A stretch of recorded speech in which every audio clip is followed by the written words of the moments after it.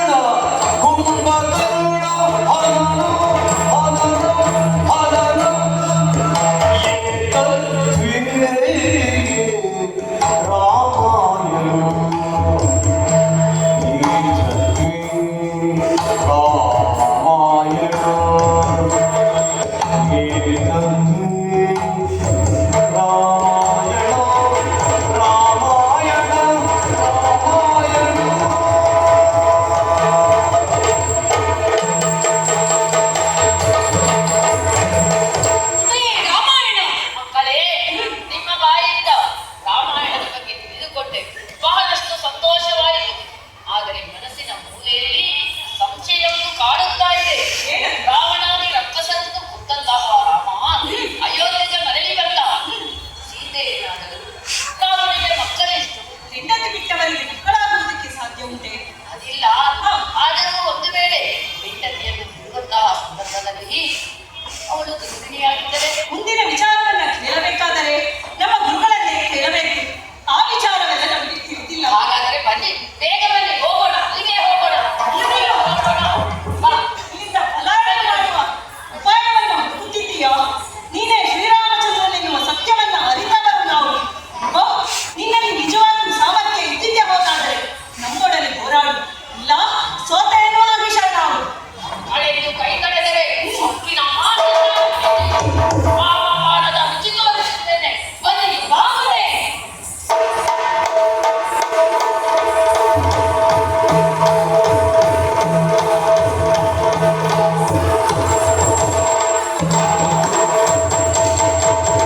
ಧರಣಿ ಬರಗುವರನೆ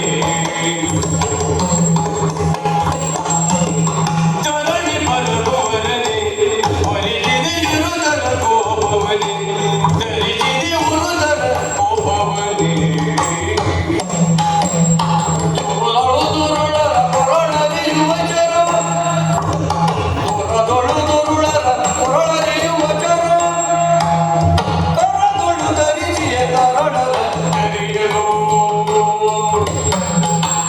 ದುರದೊಳು ದುರುಳರ ಕೊರಳರಿಯುವ ಜರ ಕರದೊಳು ಧರಿಸಿಯ ಕರಡರ ಕರಿಯಲು ಧರಣಿ ಬರಗುವರನೆ.